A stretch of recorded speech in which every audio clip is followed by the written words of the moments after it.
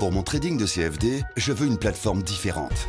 Des graphiques personnalisables, une exécution rapide, des spreads serrés, avec un acteur reconnu présent en France. Trader différemment avec CMC Markets. Salut, c'est Trado, voilà l'analyse de mise à jour pour l'indice parisien. On va commencer comme d'habitude par le coin des fondamentaux et franchement c'est super moche. Regardez ça, en France ce matin on apprend que ce sera finalement une croissance zéro au deuxième trimestre. Et on annonce même, tout en haut de nos sphères politiciennes, que... Voilà, 0,5% de croissance sur l'année, il faut oublier. En même temps, la locomotive de l'Europe, à savoir l'Allemagne, annonce également une croissance négative au deuxième trimestre. On ne sait pas trop comment on va faire pour s'en sortir si les Allemands calent aussi. Surtout que bon, ce n'est pas un cas isolé. Eurostat a annoncé une stagnation du PIB en fait dans toute la zone euro. Si on ajoute à ça le fait qu'aux États-Unis, on a appris dans l'après-midi qu'il y avait une augmentation des inscriptions US, des inscriptions au chômage aux États-Unis, franchement, on n'avait rien du tout à se mettre sous la dent de positif, si ce n'est peut-être un léger apaisement sur le dossier ukrainien, puisque Poutine a annoncé finalement qu'il voulait mettre fin au bain de sang, ou du moins l'éviter. Dans ce contexte, on se demande franchement comment on a réussi à faire une séance de hausse aujourd'hui, puisqu'on s'ajuste quand même 0,25% dans un contexte aussi délétère. Ça relève vraiment du miracle. Du coup, j'ai même pensé à un moment que mon objectif des 38,2% des Fibonacci, oui, souvenez-vous, ce vieux scénario probabiliste que j'ai toujours pas abandonné, serait atteint, mais finalement on a été rattrapé par la patrouille en fin de séance et on a terminé en repli par rapport au plus haut du jour, avec en préservant quand même le seuil psychologique des 4200, c'est pas mal. Alors j'aimerais vous parler de quelque chose aujourd'hui parce que voilà, c'est la fourchette d'Andrews. Alors si vous découvrez la fourchette d'Andrews, sachez que j'ai fait un e-book là-dessus. En attendant, voilà de quoi il s'agit. Vous prenez les cours et vous prenez 3 points extrêmes consécutifs significatifs. Alors là, par exemple, vous prenez un plus bas, ici, un plus haut, un plus bas, et vous utilisez l'outil fourchette et vous allez avoir quelque chose à peu près comme ça. Il faut savoir que la demi-droite du milieu, ça s'appelle la médiane et ça constitue l'objectif naturel des fourchettes d'Andrews. Alors, tant qu'on ne casse pas la médiane, on évolue en gros entre la médiane et la partie basse, et si on casse la médiane, comme c'est le cas ici, eh bien on ouvre la boîte de Pandore et on est capable de faire des rotations entre la médiane et la partie haute de la fourchette d'Andrews, ainsi de suite, tout en sachant, voilà, regardez un exemple sur Alcatel-Lucent, on est vraiment venu chercher au point près la médiane, et on a finalement entamé une nouvelle oscillation, et une fois qu'on a cassé la fourchette d'Andrews, on peut en tracer une autre, on le verra dans 30 secondes. Voilà un autre exemple sur Accor, vous voyez, un plus haut, un plus bas, un plus haut successif significatif, la médiane qui attire les cours. Et si on arrive à casser la fourchette d'Andrews par le haut, eh bien on peut tracer une nouvelle fourchette. Alors regardez un petit peu notre fourchette d'Andrews qui était là.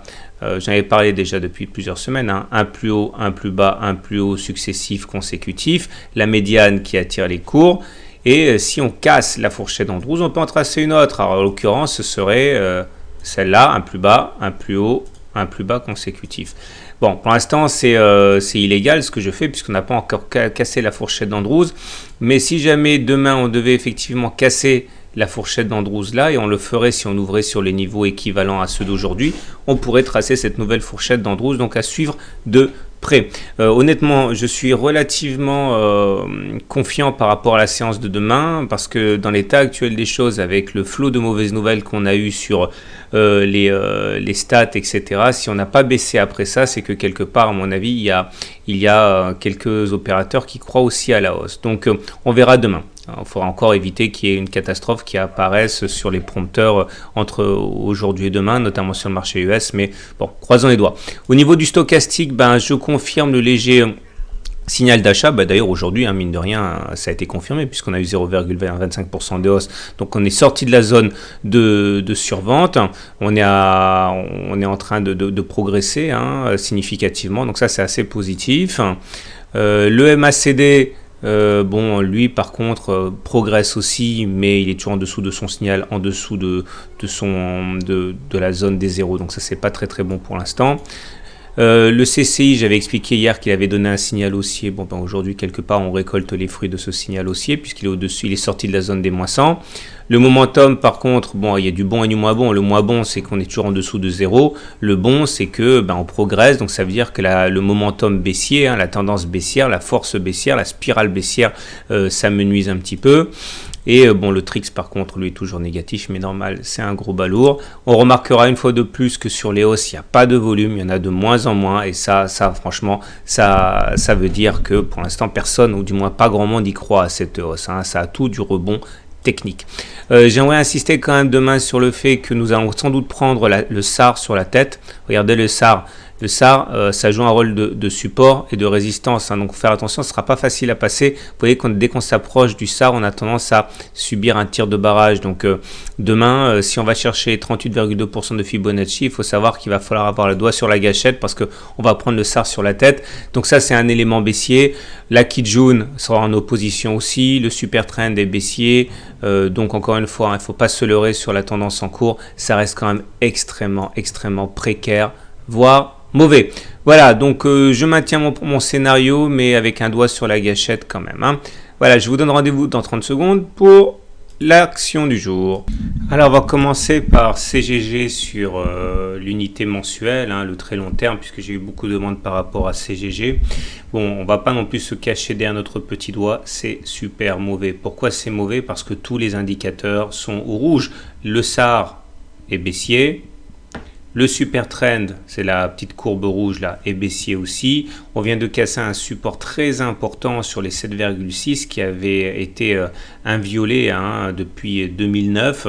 Donc franchement, c'est mauvais. Et le prochain support de taille, eh bien, il est à 1,7 €. Donc ça veut dire qu'il y a de la marge pour descendre. Maintenant, il y a un élément qui est assez intéressant, c'est qu'il y a une figure chartiste qu'on appelle la vague de Wolf. Alors je me rappelle que j'ai fait un e-book là-dessus.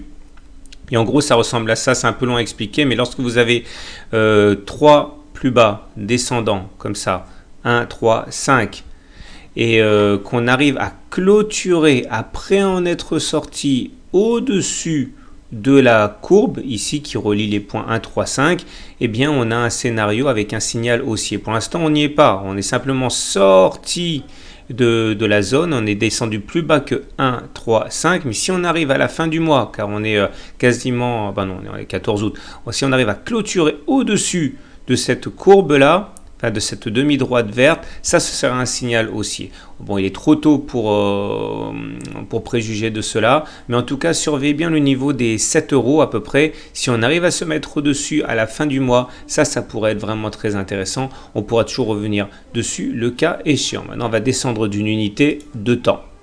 Si on descend d'une unité de temps pour aller sur l'hebdomadaire, on voit que les choses ne sont pas non plus très bien orientées. En fait, on avait construit une épaule, tête, épaule. Ici, bon, elle est un petit peu scoliosée, comme vous pouvez voir, la ligne de cou est oblique, mais ça reste quand même valable.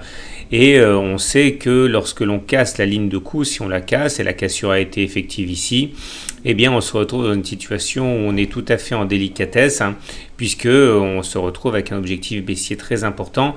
Et malheureusement, c'est un petit peu le coup de grâce, puisque regarde, on était encore en tendance haussière, on avait des hauts de plus en plus hauts, là, là, et des bas de plus en plus hauts aussi, là, là, là. Et on a échoué à continuer ce processus à partir d'avril 2013, puisqu'à partir d'avril 2013, les plus hauts ont été décroissants, les plus bas ont été décroissants, donc on s'est clairement remis dans le sens de la marge. Donc non plus, c'est pas la peine de se raconter des histoires. La tendance, elle est baissière, et elle sera baissière tant que les hauts seront descendants et tant que les bas seront descendants aussi. Alors maintenant, passons en journalier pour avoir une idée terminal de CGG. Juste avant, regardez ce qui se passe sur l'hebdomadaire avec un indicateur assez simple qui est le MACD. On voit que nous avons, et c'est peut-être là l'élément le plus important pour les haussiers, une divergence haussière. Effectivement, pendant que les cours enfoncent des bas de plus en plus bas justement, on voit que l'indicateur MACD se refuse de le faire. Autrement dit, ça peut être une divergence haussière, ça veut dire que la baisse en cours n'est pas saine. Et donc, il suffirait d'un rien pour provoquer justement une accélération à la hausse.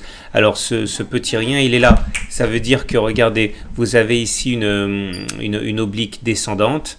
ici qui capte les cours. Si on arrivait à s'extraire de l'influence de cette oblique baissière vers les 9,3, bon c'est pas rien, on est à 6,5, hein, mais si on arrivait à passer au-dessus des 9,3, eh bien ça libérerait un potentiel encore plus important puisque on bénéficierait du trampoline que constitue la divergence haussière sur le MACD.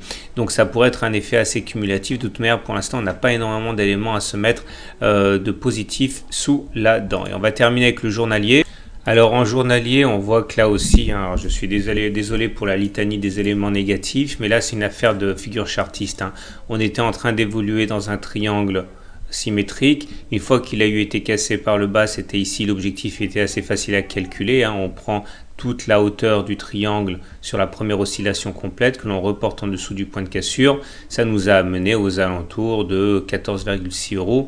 Et depuis, eh bien, on a dessiné un biseau d'élargissement droit, enfin une figure d'élargissement droit descendant. Et là, pareil, hein, les objectifs sont assez faciles à calculer. Le premier, c'est de prendre la hauteur de la première oscillation complète.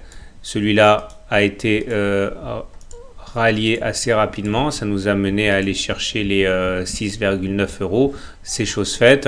Le deuxième objectif, je ne sais pas s'il sera rallié, c'est de prendre la hauteur de la dernière oscillation complète, c'est-à-dire à distance ici, de le reporter en dessous du point de cassure. Si on va le chercher, ça nous amènerait à aller chercher les 5,4 €. Vous voyez, donc on n'a vraiment que des éléments négatifs, à l'exception de deux choses. Je vous rappelle, en hebdomadaire, une divergence haussière, j'ai enlevé une divergence haussière cachée qui montre que la tendance en cours est déraisonnable. Et en mensuel, on a cette figure en vague de Wolf. Si on arrive à terminer au-dessus des 7 €, ça pourrait être très encourageant pour la suite. Mais bon, encore faut-il être capable de le faire. Voilà, je vous souhaite une bonne soirée, de bons trades. Et si vous découvrez mon travail, n'oubliez pas, vous pouvez demander votre e-book 100% débutant. C'est gratuit avec la vidéo exclusive, les exercices corrigés, directement à mon adresse sur mon blog.